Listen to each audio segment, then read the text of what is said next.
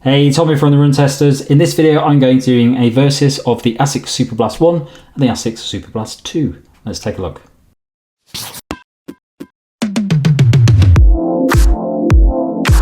The Asics Superblast costs £195 or $200. It weighs 248 grams or 8.7 ounces for men in a size 8, and the drop is 8mm. The Asics Superblast 2 costs £200 or $200. It weighs 259 grams or 9.1 ounces for men in a size 8, and the drop is 8mm.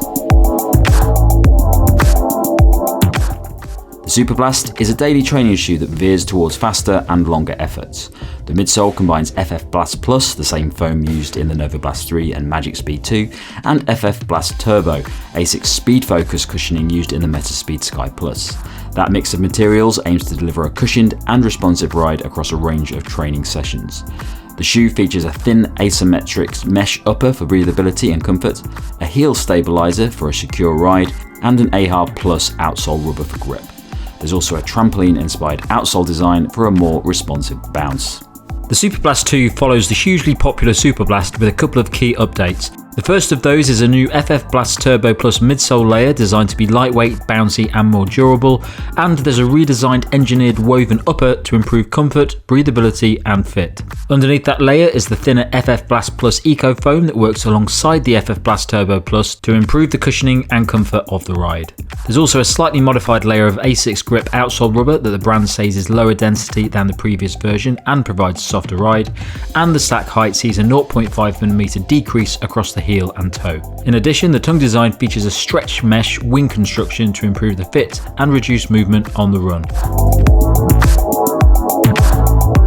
Okay, so the fit for me in these two shoes, I am a size 8 in the UK. I found the Superblast 1 to be very comfortable shoe, had no issues with the fit at all, but I did find that it was a slightly long shoe, so there's a bit more space before the end of my big toe in this shoe than there is in the Superblast 2. It seems like the Superblast 2 is a tiny bit smaller than the original Superblast.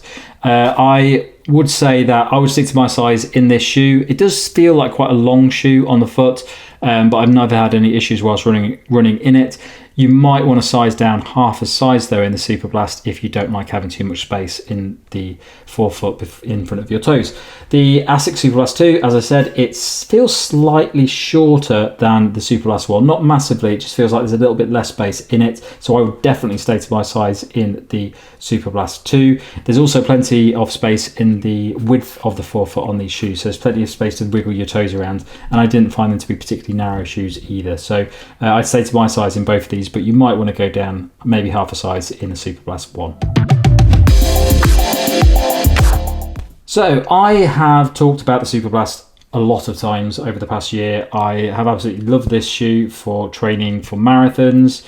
I've used it for all sorts of runs, from recovery runs all the way up to quite long marathon training sessions, tempo efforts, things like that. I've never raced in this shoe. I don't know why I've never done that. I probably should try it out at some point just to see how it does on a race.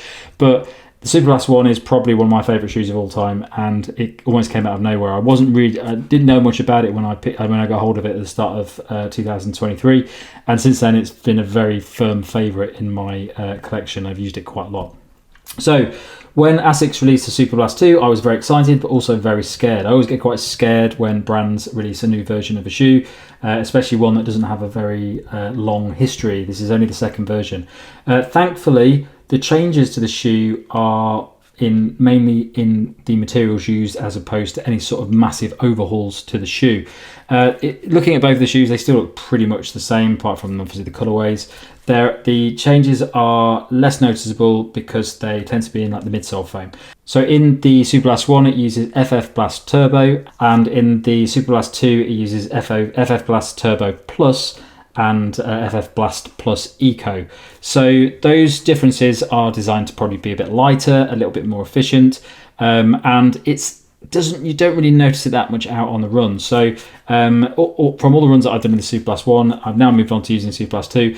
I'm not noticing a massive change. It does feel to me slightly poppier, but I'm not getting loads more from the updated midsole foams. I'd probably say it does feel a little bit lighter on the feet. There's maybe a bit more of a smoother action when you're running in it, but very, very minimally. And it's very hard for me to discern that because I think that the original Superblast one pretty much had it all right anyway. So for me, the experience in these two shoes is very, very minimal in terms of the differences that I've got from running in both of these. That midsole foam is just designed to be maybe a little bit lighter and just give it a little bit more of a performance edge. But as I said, it's quite minimal. I've not really experienced anything on a run where I've thought, wow, this is a completely different shoe, which is good. I didn't want Asics to change anything major in these shoes, so I'm glad that they stuck with what they've got right and just ramped up the foams a little bit. The other thing in the Superblast 2 is this engineered woven upper, which is a little bit more like what you get on the Novablast 4.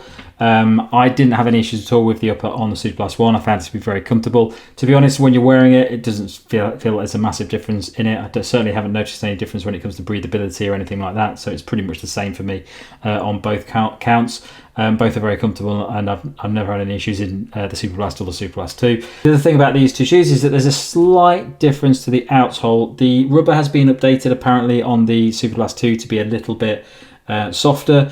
There also is less coverage on the shoe, presumably to keep the weight down a bit, but it's not a massive difference. There's just a few rubber bits on the outside of Superblast 2 which aren't there, and they are on the Superblast 1. So I haven't noticed any difference on that either.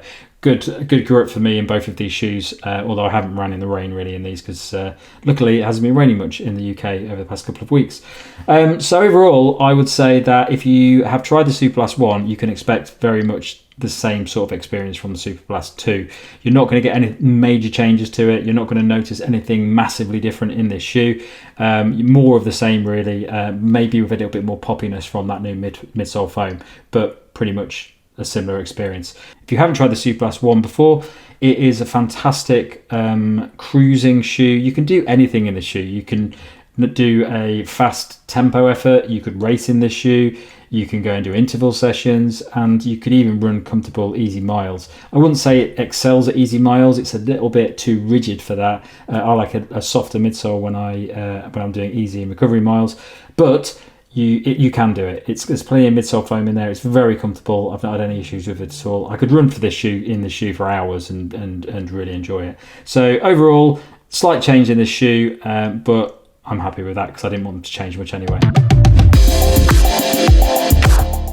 Okay, so my verdict on these two shoes. I would basically say that if you could get the Superblast 1 cheaper, I would get the Superblast 1 because it's very, very minimal difference between these two shoes for me and what I've experienced in them. I think it is a slight improvement on the Superblast 1, but if you could get the Superblast at a significantly cheaper price, I would probably suggest doing that. Problem is, Superblast doesn't seem to ever go down in price, and I've never seen it at a discount, so that's probably not going to happen. So really, if your option is getting either of these shoes at the full price, then get the Superblast 2 because it is a slight improvement, and for the same price you might as well get the new version. But if you could, Superblast 1 at a cheaper price would be almost exactly the same as what you're getting from the Superblast 2. It's still a fantastic shoe, still does everything that I want from it. It's worth the money. It's an expensive shoe, but I say this over and over again that I just really, really enjoy this shoe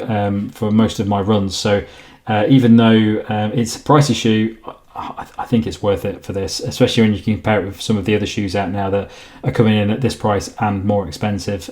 So yeah, I'm a big fan of the shoe, and I think the 2 is a nice little update, but doesn't massively change the experience at all for me.